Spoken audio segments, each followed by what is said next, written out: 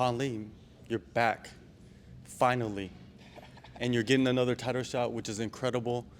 How do you feel? I feel really good. I'm in a good mental space. I'm physically feeling really, really good. I'm excited in this dangerous, dangerous opponent. I feel like he earned his title shot through some really tough fights, good performances, and yeah, it's gonna be a good day. Yeah, it's kind of similar to like how you entered Yeah. the promotion. You were just devastatingly taking people out. There's a mutual respect, I think, between you guys. Yeah, absolutely. He's seen some of the things that I've done. I've obviously seen some of the things that he's done, and he's done some really impressive things. I think he's similar in the way that what I've done isn't scary to him. It's motivating. It wakes you up in the morning for camp. That's why he wants this fight. Besides the title, same thing for me. And I think we tend to rise to the occasion on things like that, and I think he's going to perform his best, and I'm excited for that. For sure, and you guys are definitely first team, all violence. You know what I mean? That's a good way to put Yeah, it. yeah. Earlier this year, you were set to rematch Tankai. That fell through. How devastating was that news? So obviously, we wanted to finish that unfinished business, right? First decision ever. That didn't sit well. That's through amateur career or pro career. So it was a weird feeling just in my eyes, in my mind, not finishing a fight. One way or the other, getting finished or finishing the bad guy, right? But I really want that one, obviously. And I wanted that one. But what makes the transition a little smoother, a little easier, is you get another dangerous opponent that I knew we had to fight before my time was up in this game. I'm glad that it's now. For sure. And looking back at the Tankai fight, it's education for a lot of people that are in the fight game. What did you learn from watching yourself? There were a few things. Obviously, little things technique-wise, but main thing I think was decision-making, tactical and strategical adjustments throughout the fight. Maybe some were done too early, maybe some were done a little too late. But it was such great information. I am, from the bottom of my heart, grateful for that experience. Obviously, I would love to have the belt and him not have it, but I'm very grateful for that experience because the whole goal of this is for me to be the best version of myself as possible, and without that, I wouldn't be making the leaps that I did in the last year. For sure. And, the cancellation, it extended your absence from the ring, your time away. How did you spend that time? Same old, spending time with my family, training like I've been in camp for 12 years. The schedule hasn't changed. No matter, I used to fight as an amateur every month. Then as a pro, you try to fight as much as possible. Then you have long layoffs and short layoffs, but my schedule doesn't change. I travel a lot. I train a few hours in the morning, spend time with my family, train a few hours at night. Like, none of that changes. And then throughout camp, you add a little bit of this, add a little bit of that, and start to hone in, specific game plan things. But I could retire tomorrow and still be on the same schedule because I do this because I love it. Yeah, definitely. And, if anybody follows you on social media, they've seen the videos that you guys put out. Incredible. Who's more athletic, you or your brother? My brother, by far. If you give him a technique right now, like none of us have ever seen or tried, he will do it 10 times faster than me and better immediately. My superpower is not the immediate athleticism. Mine is give me some time, give me months and months and hours of just grinding on it, making sure I perfect it, and then I'll be really good at it. How important is it to have him mentally, getting your mind right? Because physically, you're there, you've fought for so many years. There's a reason he hasn't missed any of my fights. Like, he belongs there. I need him. He needs me. That's part of being family and brothers, right? Like, nobody will know that connection like we do. And yeah, of course I need him there. It puts me in a great spot mentally. As far as like mental focus, mental relaxation, where to put. He knows me and he knows the verbal cues to get my mind in the right spot. Like for walking out for the Gary Tonin fight, for example, a lot of people won't even understand how this makes sense, but he's like, hey, just don't let his shit work.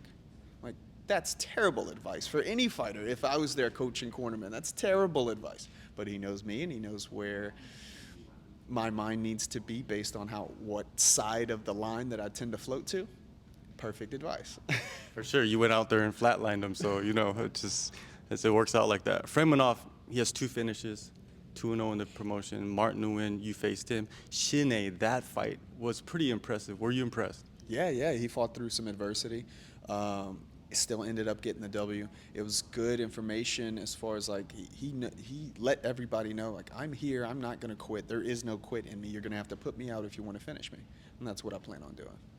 Definitely, and when you look at this fight stylistically, we just had Rodtang versus Superlek. I feel like some people are expecting that type of fight. What do you think? Man, those 2 guys, if we could put on a show like those guys did, I'd be very excited. Much respect to those 2. But I think it's going to be a very similar mental battle. The games that they played back and forth, the development off of the initial strikes, how they built off of pieces of the games, I think it's going to be very similar. I think the fight will look a little different, but I think the idea, the grand scheme of things, it's going to be a fireworks show. I promise you that. Yeah, and also this division, there's so many more fights to be had, for yourself, for Freymanov. You got Martin waiting in the wings. Do you see that fight happening eventually with Martin Nguyen? Because I think that was one of the greatest fights in featherweight history. I think it was a phenomenal fight. Martin is a dog. I have much respect for him. We talk all the time, actually. But do I think I'm going to see him? Yes, because I see myself at the top of the division, and I see him knocking a bunch of guys out, so that it's inevitable. Unfortunately, we'll have to fight. Like, I like him, and he's going to have to put his hands on me. I'm going to have to put my hands on him, but it's a mutual respect. It's a martial arts thing, and we know we'll have to go out there and do it if and when that time comes. But that's not my first choice, since I like Martin. Yeah, it's cool to see that you guys can go to battle for a title and then be friends afterwards and still be able to fight each other. Martial arts, right? That's what martial arts is all about. That's what, in my eyes, that's what it should be about. And we see a lot of crossover now. And I look at you and I'm like, I could see a crossover, you know what I mean? Special rules fight, we saw that last weekend. Muay Thai, kickboxing, which would you prefer? Honestly, it's funny because I hang my hat on being a striker, and doing striking sports is going to be in my future for sure.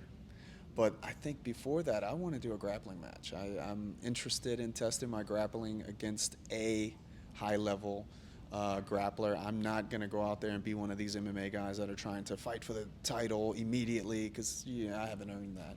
But I'd like to do a grappling match against a high-level grappler and just test my grappling.